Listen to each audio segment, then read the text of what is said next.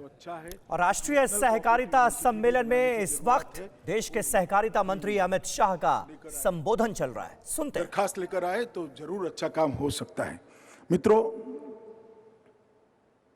2-3 लोगों ने, चंद्रभान जी और बाकी सारे लोगों ने कुछ बातें दबे स्वरों में कही है। मैं उनको इतना कहता हूं कि आप न बोले हो तो भी चलता, बोले ये भी अच्छा हुआ, मुखर कर बोलते तो भी अच्छा हुआ, मगर ये सारी चीजों की मुझे मालूमात है क्योंकि मैं आप में से ही हूं।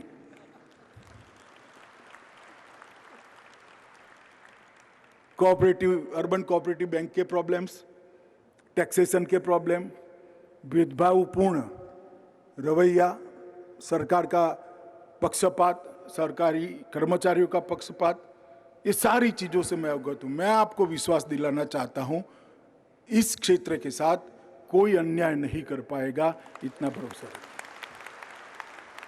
और इसीलिए मोदी जी ने सहकारिता को प्राथमिकता दी है।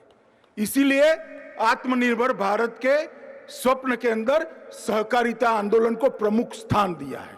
और इसीलिए सहकार से समृद्धि का मंत्र नरेंद्र मोदी जी ने दिया है, क्योंकि हम चाहते हैं कि सम विकास होना चाहिए, विकास सर्वस्पर्शीय होना चाहिए, विकास सर्वसमावेशक होना चाहिए, विकास के मॉडल के अंदर सबको छूने की ताकत होनी चाहिए और विकास का मॉडल सबको समाहित करने की बाहें फैलाकर खड़ा हुआ मॉडल होना चाहिए। और वो कोऑपरेटिव के अलावे संभव नहीं है। इसीलिए कोऑपरेटिव मंत्रालय की रचना की गई।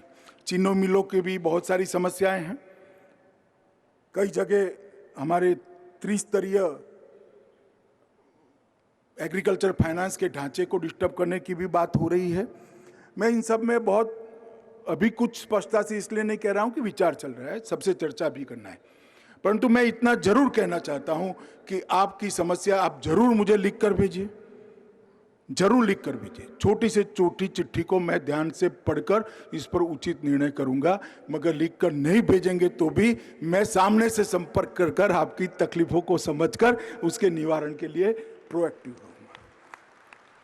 और ये मोदी जी की इच्छा है, देश का प्रधानमंत्री जी का ये मन की इच्छा है कि वो चाहते हैं कि छोटे से छोटे व्यक्ति को विकास की प्रक्रिया में हिस्सेदार बनाना, सहकारिता के माध्यम से हर परिवार को समृद्ध बनाना और हर समृद्ध हुए परिवार के संपुट से देश को समृद्ध बनाना, यही सहकार से समृद्धि के मंत्र का रहस्य है। और हमें इसमें जी जान से लगना है। आज मैं यहाँ आया हूँ, मेरा और मेरे साथी मंत्री जी का आपने स्वागत किया। डॉक्टर साहब भी अर्जेंटीना से पधारे हैं यहाँ पर, और मैं उनको विश्वास दिलाना चाहता हूँ कि भारत की सहकारिता क्षेत्र, भारत का सहकारी आंदोलन देश भर में गुड प्रैक्टिसेस साझा करने का, एक्सचेंज करने का एक प्लेटफॉर्म बन सकता है। आप इनिशिएटिव लेकर ऐसी कोई संस्था भारत के अंदर इसका हेडक्वार्टर बनाइए जो दुनिया भर की गुड प्रैक्टिसेस के, कोऑपरेटिव गुड प्रैक्टिसेस के एक्सचेंज का माध्यम बने। हम आपका स्वागत करने के लिए यहाँ पर तैयार हैं। और मैं फिर से एक बार कहता हूँ कि प्रधानमंत्री जी के मन की इच्छा है कि सहकारिता के आधार पर भारत की अर्थनीति के विकास का एक नया अध्याय लिखा जाए। मोदी जी के आत्मनिर्भर भारत को के स्वप्न को चरितार्थ करने के लिए सहकारी क्षेत्र ने प्रमुख भूमिका निभानी होगी और सहकारिता को हमने संस्कार बनाना होगा। और महत्वपूर्ण भूमिका जो हम निभाएंगे वो आने वाला देश, आने वाली पीढ़ियां भी याद रखेगी, इसका मुझे विश्वास है। आज देश भर से ऑनलाइन आंकड़ा जो संचालिका महोदया ने कहा, लगभग मेरे खड़े होने के पहले 4.25 करोड़ लोग ऑनलाइन जुड़े थे।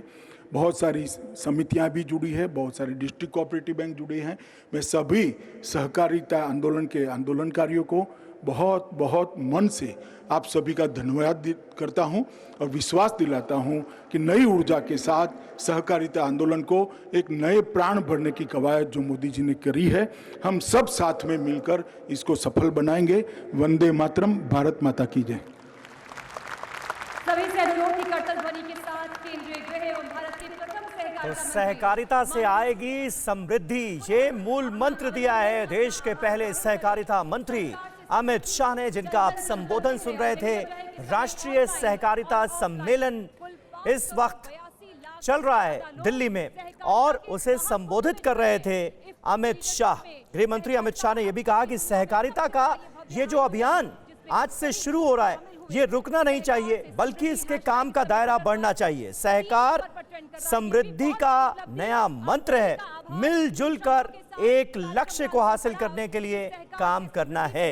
ये बड़ी बातें अमित शाह की तरफ से कही गई हैं। और सहकारिता मंत्री अमित शाह ने आज ये भी बताया कि सहकारिता से 36 लाख करोड़ परिवार जुड़े हैं और सहकारिता गरीबों और पिछड़ों के विकास के लिए बहुत जरूरी है।